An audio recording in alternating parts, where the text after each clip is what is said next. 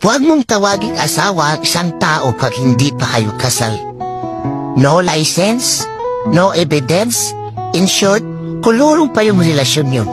Anytime, pwede kayo maghiwalay dalawa.